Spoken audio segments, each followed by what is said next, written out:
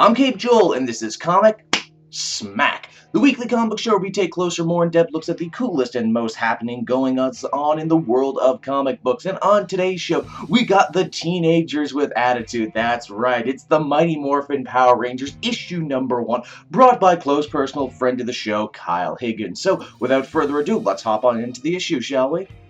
So as the comic opens, Bulk and Skull are making a video for their YouTube channel. Yeah, Bulk and Skull have a freaking YouTube channel. They say later they have over 400,000 subscribers and a channel devoted to Power Rangers and Power Rangers news. Geez, you know, if they signed with the right network and monetized correctly, they wouldn't even need to steal lunch money from kids anymore. They'd be making mad bucks off ad revenue, son. Hell, I'd kick in $5 to the Bulk and Skull Patreon so I could listen to their exclusive Ranger podcast where they talk about their theories. Heck, enough people have said I look like Bulk over the years, I might just have to get myself a cut-off denim vest and start making these videos myself. This opening is actually used as a chance to catch people up on Power Rangers lore if they're rusty or if they didn't read the Zero issue. More or less, Bulk and Skull break down Rita's first attack on Earth, the Rangers fighting with the Green Ranger before the Green Ranger eventually joining the team. Why they even start interviewing people around Angel Grove, California, and yes, it is in California in case you were wondering, whether or not they think they can trust this new Green Ranger. Over with Tommy and Kimberly, the flirtation is strong between this two. Kimberly even asking Tommy if she wanted to go and get some coffee sometime. Yeah, Power Rangers drinking coffee, ain't that crazy? I thought they subsisted mainly on an entirely juice-based diet. Tommy agrees but said he would like to get some training in at the command center first before they go.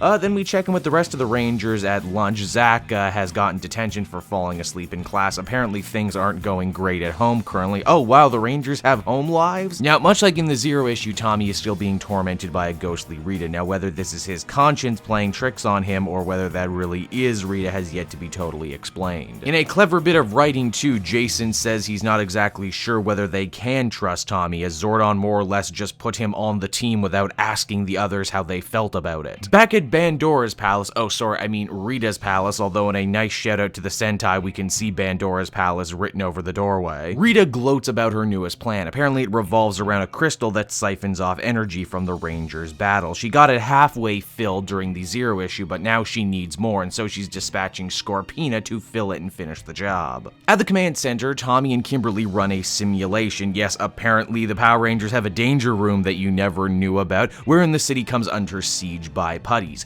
Tommy does everything he can to try and rescue the virtual people, but this is a no-win situation. As Zordon explains to him later, the whole point of this exercise was how to learn to deal with failure.